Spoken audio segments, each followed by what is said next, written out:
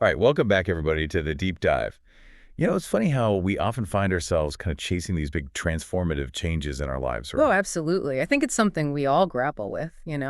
Like those ambitious goals we set for ourselves out. I want to finally get in shape. I'm going to learn a new language. This is the year I'm going to be super productive. Yeah, exactly. Big picture stuff.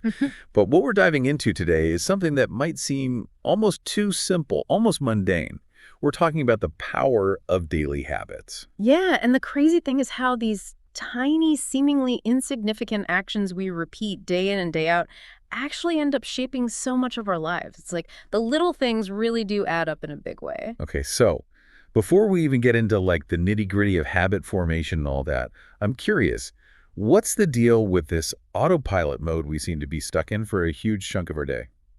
Well, think about it this way. Research actually suggests that somewhere between 40 and 45% of our daily actions are habitual.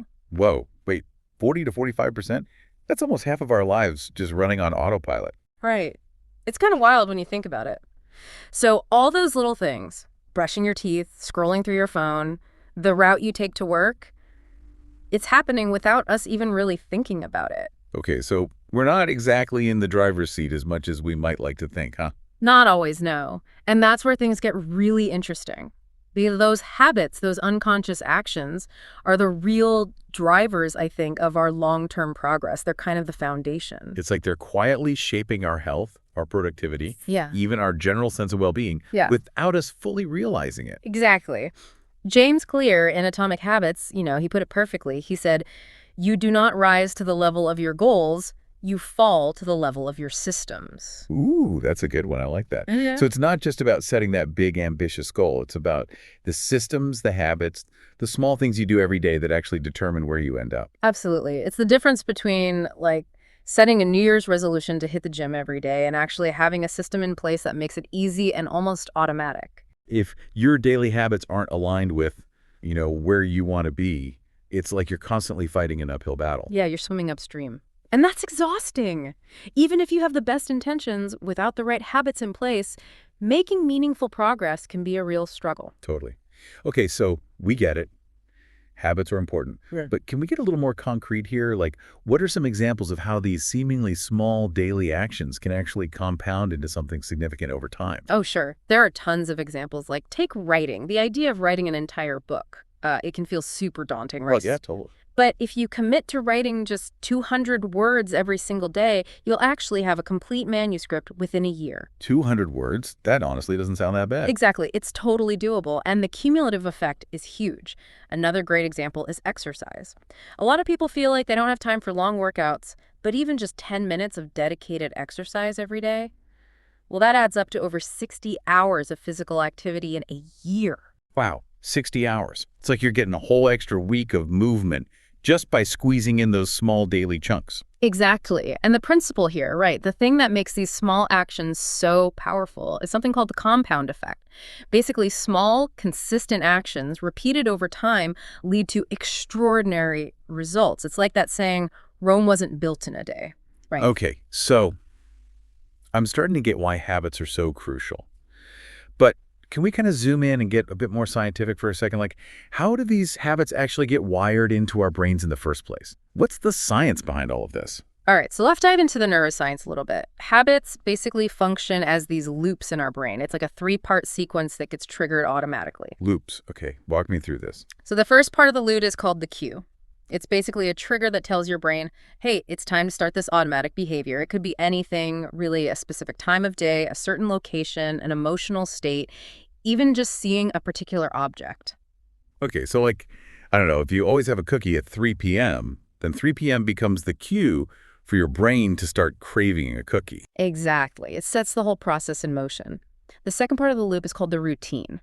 This is the actual habit itself, the behavior that you perform in response to the cue. Okay, so the routine would be you actually going and getting that cookie at 3 p.m. Right. And the routine can be a physical action, like eating the cookie, but it can also be a mental process, like thinking about something, or even an emotional reaction, like feeling stressed. I see, I see.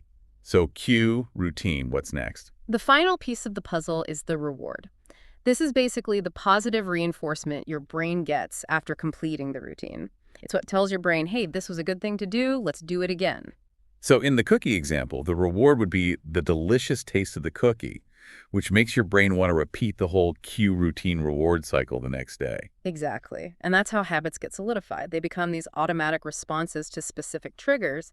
Okay, so now that we understand how habits work, I'm kind of thinking about all those bad habits I have that I'd love to break.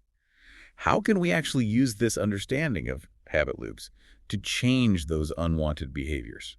Well, one of the most effective strategies is to focus on changing the routine while keeping the cue and the reward the same. So you're not necessarily trying to get rid of the trigger or the desire, you're just changing what you do in response to it. Right. You're essentially rewiring the habit loop. Like, let's say your bad habit is scrolling through social media on your phone every time you feel stressed. Yeah, definitely guilty of that one. So in that case, the cue is the feeling of stress, the routine is the scrolling, and the reward is the temporary distraction or escape from that stress. Right. It's like a quick hit of dopamine, even if it's not actually helping me deal with the stress in the long run. Exactly.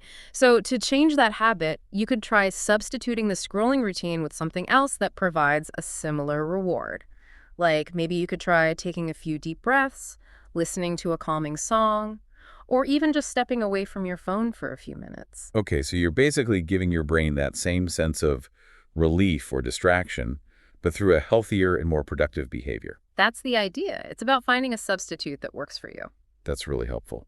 So switching gears a bit, let's talk about building new positive habits. What's a good framework for actually making those habits stick? I'd say there's a really simple four-step framework that works wonders. And the first, most crucial step is to start small, like ridiculously small. So instead of aiming to run a marathon, I should start by just putting on my running shoes. Pretty much. The idea is to make the initial step so easy that you can't say no. If you try to do too much too soon, you're more likely to get overwhelmed and give up. It's like setting the bar so low that you can't help but trip over it and succeed. Exactly. Small wins are key. They build momentum and make the new habit feel achievable. Okay, so start small. What's the next step? Step two is what's called habit stacking. This is basically linking your new habit to an existing habit that you already do consistently. Like piggybacking off an existing routine. Yep.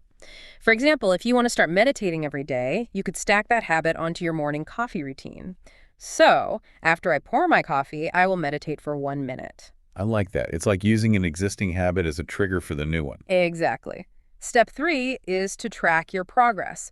Whether you use an app, a journal, or just a simple calendar, tracking your consistency helps you stay accountable and motivated. It's like having a visual reminder of your commitment. Right. And finally, step four is to forgive and adjust. Look, you're going to miss a day here and there. It happens. The important thing is to not beat yourself up about it. Just acknowledge it, learn from it if you can, and get back on track as soon as possible. That's a good reminder. It's about progress, not perfection. Yeah. Any other pro tips for really making those new habits stick? Yeah, one really powerful technique is to focus on identity change. This is about shifting your mindset from I want to do this to I am this. So instead of saying, I want to exercise more, I should say, I am an athlete. Exactly. When you start to identify with the habit, it becomes part of who you are, not just something you're trying to force yourself to do. It's like you're aligning your actions with your self-perception. Right.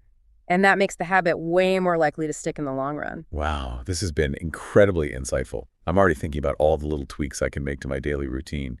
Any final thoughts or takeaways for our listeners? I guess the main thing I want to emphasize is this. Remember that analogy of Rome not being built in a day? Well, your life is kind of like that too. It's built brick by brick, habit by habit. Yeah, it's not about these overnight transformations. It's about those small, consistent actions that compound over time. So my challenge to everyone listening is this. Find one small habit, just one tiny thing you can start doing today and commit to it. Be patient, be consistent, and watch what happens. You might be surprised by the transformative power of your own daily actions. And on that note, here's a little something to ponder as we wrap up.